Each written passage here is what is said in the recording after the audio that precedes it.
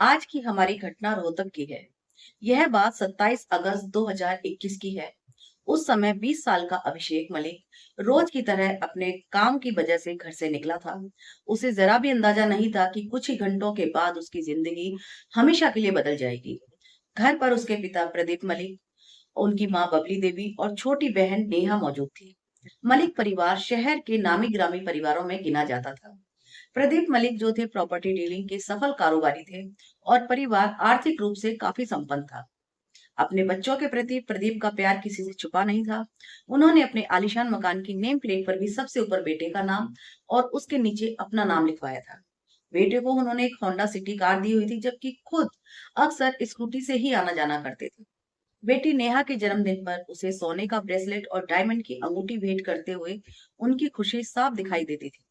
अभिषेक की social media profile भी उसकी लग्जरी लाइफस्टाइल और परिवार की खुशहाली की झलक दिखाते थे। दोपहर करीब 1 बजे अभिषेक ने किसी काम से अपने पिता को फोन किया, लेकिन कॉल रिसीव नहीं हुई। उसने दोबारा कई बार कोशिश की, फिर माँ को फोन लगाया, वहां से भी कोई जवाब नहीं मिला। इसके बाद उसने अपनी बहन नेहा और नानी को भी फोन किया, मगर किसी ने कॉल नहीं उठाया। अब अभिषेक को बेचैनी होने लगी। उसने तुरंत अपने मामा से संपर्क किया, जो उनके घर के पास रहते थे। उसने बताया कि सुबह से घर में कोई भी फोन नहीं उठा रहा। यह सुनकर अभिषेक खुद भी तेजी से घर की ओर निकल पड़ा। करीब 2 बजे जब वह घर पहुंचा तो सबसे पहले उसकी नजर मुख्य गेट पर लगे ताले पर पड़ी। यह देखकर वह और भी ज्यादा घबरा गया, क्योंकि परिवार के कहीं बाहर जाने की कोई योजना नहीं थी। उसने एक बार फिर से सभी के नंबर मिलाए, लेकिन इस बार भी कोई जवाब नहीं मिला। किसी का फोन बंद था तो किसी ने कॉल रिसीव नहीं किया। धीरे धीरे आसपास के लोग और रिश्तेदार भी वहां इकट्ठे होने लगे। सबके मन में एक ही सवाल था कि पूरा परिवार अचानक बिना किसी को बताए कहाँ चला गया। आखिरकार अभिषेक ने इंतजार करना छोड़ा। वह पड़ोस में रहने वाले अपने चाचा के घर की तरफ दीवार फांद कर घर के अंदर पहुंचा। अंदर का दृश्य देखते ही उसकी चीख निकल गई। घर के कमरे के दरवाजे के नीचे से खून बह रहा था।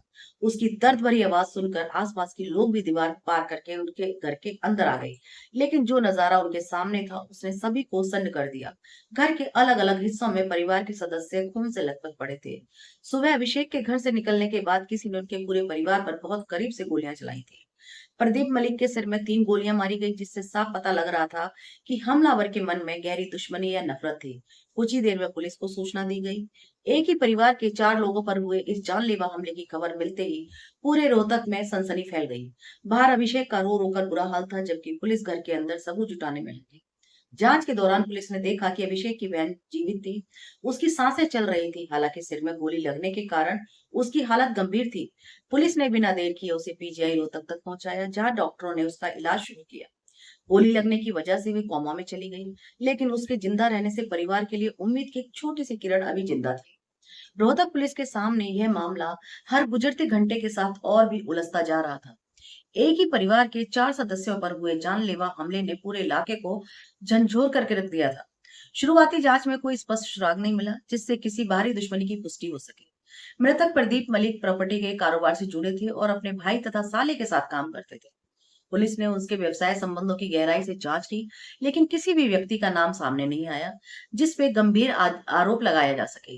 जांच के दौरान ऐसे कई सवाल उठकर आए जिनका जवाब मिलना बहुत जरूरी था।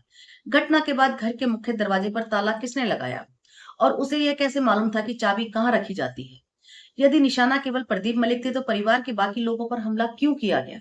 और यदि पूरा परिवार निशाने पर था तो बेटा अभिषेक कैसे जीवित बच गया? इन सवालों ने पुलिस को यह सोचने पर मजबूर कर दिया कि मामला जितना सीधा दिखाई देता है, उससे कहीं ज्यादा पेचीदा है। इसी बीच 29 अगस्त को इलाज के दौरान नेहा ने भी दम तोड़ दिया। इसके साथ ही मृतकों की संख्या 4 हो गई और परिवार में केवल अभिषेक ही जीवित बचा। अब पुलिस ने उससे विस्तार से पूछताछ करने का फैसला किया। हालांकि उसके बयान शुरू से ही संदेह पैदा कर रहे थे। वह हर बार घटना वाले दिन घर से निकलने और लौटने का समय अलग अलग बता रहा था, जिससे जांच अधिकारियों का शक और गहरा हो गया। तकनीकी जांच में जो भी महत्वपूर्ण बातें सामने आई, नेहा के मोबाइल फोन की गैलरी में एक 32 बोर की पिस्तौल की तस्वीर मिली। यह तस्वीर परिवार के अन्य सदस्यों के फोन में भी मौजूद थी। जांच में यह भी सामने आया कि वारदात में 32 बोर की पिस्तौल का ही इस्तेमाल किया गया। इससे पुलिस को लगने लगा कि आरोपी कोई ऐसा व्यक्ति हो सकता है जिसे परिवार की अंदरूनी जानकारी थी।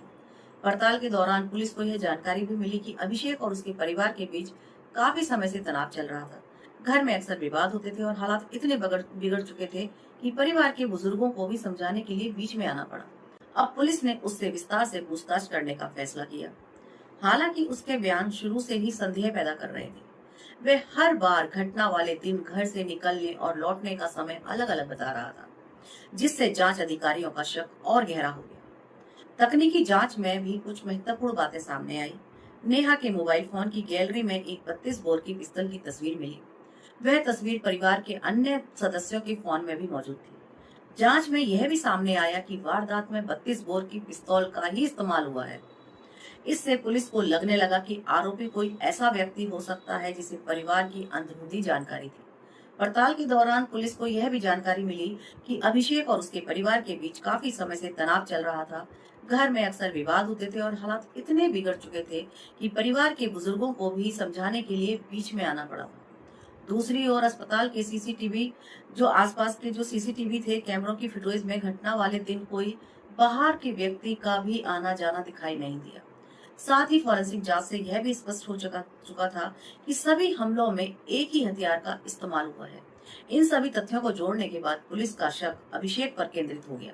उसे हिरासत में लेकर दोबारा पूछताछ की गई, लेकिन उसके जवाब लगातार बदलते रहे। आखिरकार लंबी पूछताछ के दौरान उसने पुलिस के सामने ऐसी बातें बताई जिन्होंने पूरे मामले की दिशा बदल दी। पुलिस के अनुसार अभिषेक ने बताया कि उसका अपना मित्र कार्तिक के साथ घनिष्ठ संबंध था। कार्तिक का उसके घर आना जाना था और वह कई कई दिनों तक वहीं रुकता था। दोनों अक्सर साथ में समय बिताते थे और कार्तिक का अधिकांश खर्च अभिषेक ही उठाता था। बाद में परिवार को इस रिश्ते की जानकारी मिली, जिसके बाद घर में लगातार कार्तिक के घर आने पर रोक लगा दी गई। जांच में यह भी सामने आया कि अभिषेक जेंडर असाइनमेंट सर्जरी कराना चाहता था और उसके लिए उसने परिवार से बड़ी रकम की मांग की थी। पुलिस के अनुसार उसके पिता इस फैसले के सख्त खिलाफ थे और उसे लेकर परिवार में गंभीर मतभेद पैदा हो गए थे। पूरे मामले की जांच में पुलिस ने जिस निष्कर्ष पर पहुंचने का दावा किया उसके मुताबिक इस हत्याकांड की जड़ में दो बातें थी। एक तरफ अभिषेक का अपने पार्टनर के साथ रिश्ता, दूसरी तरफ परिवार की संपत्ति। जांच एजेंसी का कहना था कि अभिषेक अपने प्रेम संबंध को बनाए रखना चाहता था और साथ ही पिता की प्रॉपर्टी पर भी अपना अधिकार नहीं खोना चाहता था।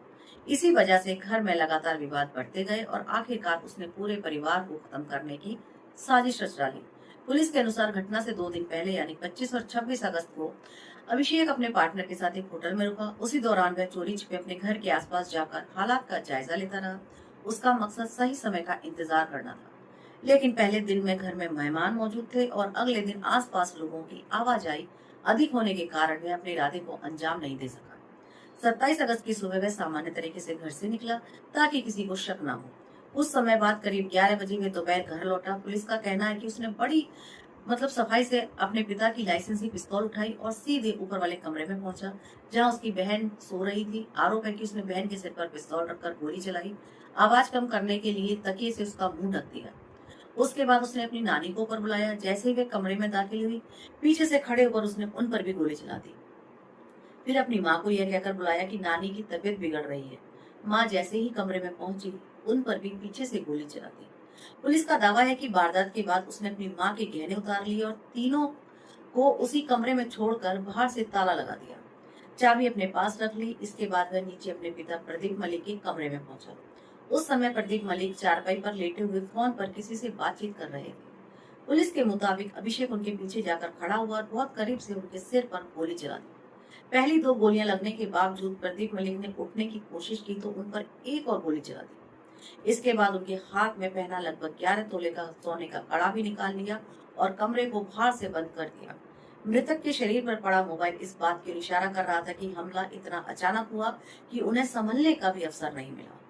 जांच में पुलिस ने यह भी बताया कि करीब 4 साल पहले अभिषेक दिल्ली में केबिन क्रू का कोर्स करने गए थे। वहां पर 3 युवकों के साथ रहता था और उसी दौरान उसकी मुलाकात कार्तिक से हुई। पुलिस के अनुसार दोनों के बीच प्रेम संबंध बने और समय के साथ यह रिश्ता और गहरा हो गया।